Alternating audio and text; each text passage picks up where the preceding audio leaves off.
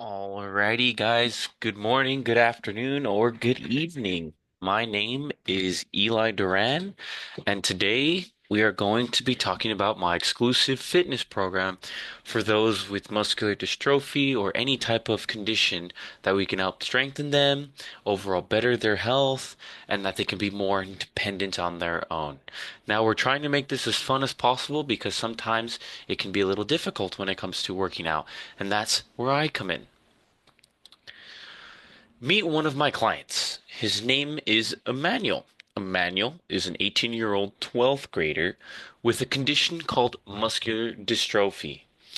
Right now, his main goal is going to become stronger so that he can do more things on his own and not have to rely on others. He is young, very strong-spirited, with a positive attitude all the time. But sometimes anybody, just like anybody, he can be frustrated when he can't do certain things on his own. He's the second oldest of three brothers and wants to move around more and more so that he can spend more time with his family and have fun. Nobody wants to be just not being able to do things with their family, and everyone wants to be independent, just like Emmanuel. Now you might ask, what is muscular dystrophy? I'm glad you asked. Muscular dystrophy is a group of genetic diseases that cause progressive weakness and loss of muscle. These conditions arise from mutations in genes that are crucial for healthy muscle structure and function. This condition in general can cause weakness and affect everyday tasks and movement like walking, sitting, running, and even just standing in general. Now, who am I? Again, my name is Eli Duran. I'm actually a personal trainer at Fitness 19, and he is a part of the Fitness 19 personal training program at the gym Fitness 19 in West Covina. Emmanuel is a strong, young, determined man to strengthen himself there for his lower body and upper body so that he can have a better quality of life and again be more independent like everybody else in this world. To help him get to that goal, we are going to have him perform something called a deadlift, which can focus on his lower body strength and even upper body strength like back, legs to improve his overall quality of life. In terms of strength, an exercise like a deadlift can contribute to bending over and picking up things maybe off the ground. That might be hard for him now, and that's why we are doing this program for him. Now, our goals. The big goal that we want Emmanuel to hit by the end of the month will be to be able to perform a deadlift with correct form of 100 pounds. I know that sounds like a pretty hefty amount. What we're going to be watching is for feet placement, squat depth, posture in 3 out of 4 trials, improving his strength and stability to help support his goal of becoming more independent with an overall better quality of life, not only for himself, but for his family as well, so that he can improve as a human being.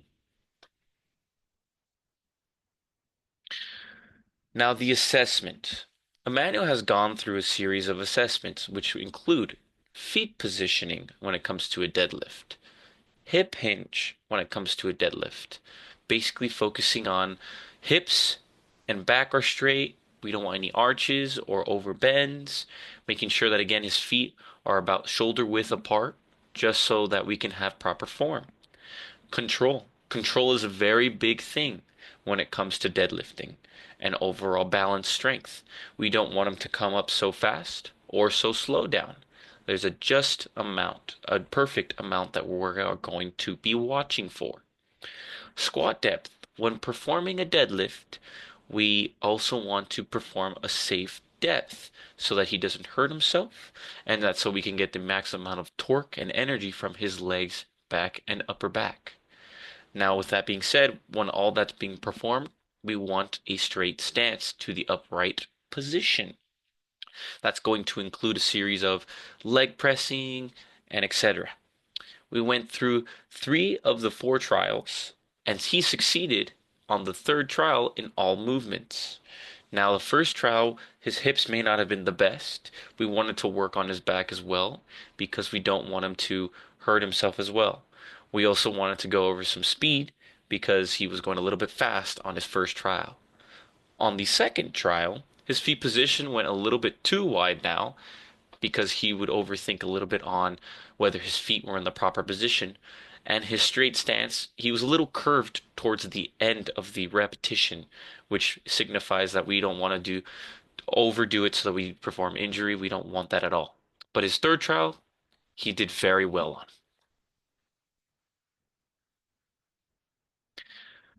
Now, I like to incorporate a reward system. Why? It is because I feel like when everyone is put through such hard work, they deserve something in exchange. For every point that Emmanuel earns when he completes a specific task given, in this case his exercises, it was shown his progression chart that we made specifically for him. If he earns 50 points by the end of the month, he will earn the Mr. Olympia certification. He will also receive a purchase of his favorite food once he reaches his 50-point goal. Now, if you look to the right over here, there's going to be a series of tasks and emotions that we're going to go through and points. If he does the exercise correctly, does he get does he do it correctly? If yes, he gets 1 point. If he goes above and beyond, we really see that he's putting a lot of effort in here and he's being mentally good, then we're going to give him 3 points for the day.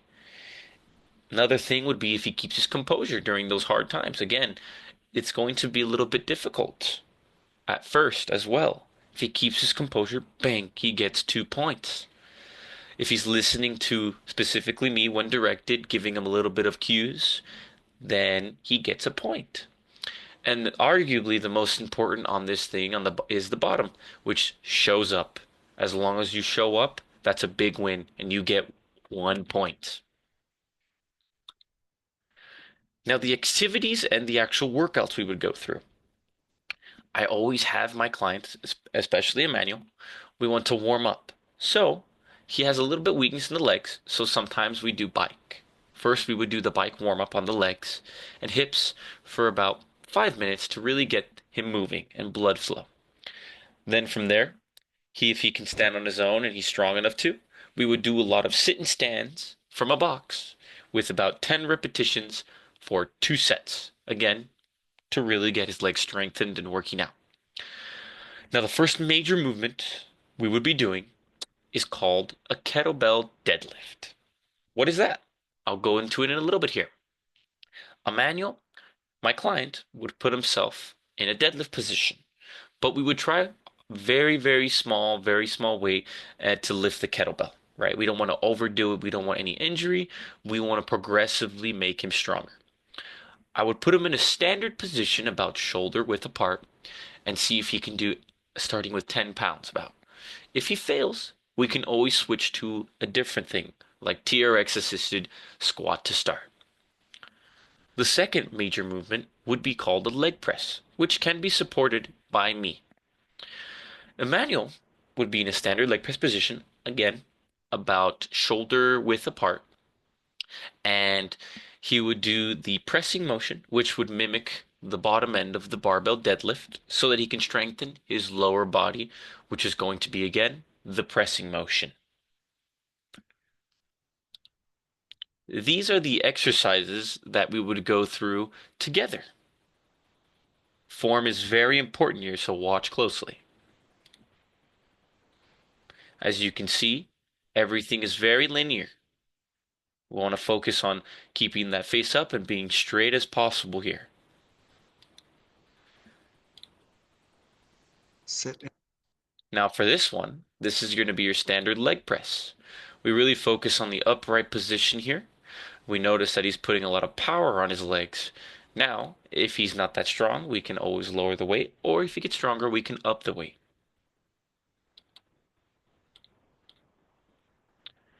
Now, the progression and regression modifications. Now, we're going to increase in terms of effort and decrease maybe in terms of weight depending on how he is feeling. So, for example, like I mentioned earlier, we're going to increase the weight of the kettlebell if he starts to progress, right? We can always implement more weight if necessary, and we can increase the depth of the kettlebell so that we can have proper form and he can get stronger overall. The single leg press is going to be with a slower pace, right? Because if we could slow it down and now we do one leg at a time instead of two, he can quickly progress unilaterally, which would help with his overall balance and strength on both of his legs. Now, there's something called preloaded barbells. As we get stronger, starting from the bottom, working all the way to the top, we can start with a preloaded barbell, which is not a typical 45 pound traditional barbell, but it's a little bit lighter, so we get the movement down. Again, thank you so much for listening. If you need any additional information, you can always call Fitness 19 at West Covina. Again, my name is Eli Duran, and I hope you have a great rest of your day.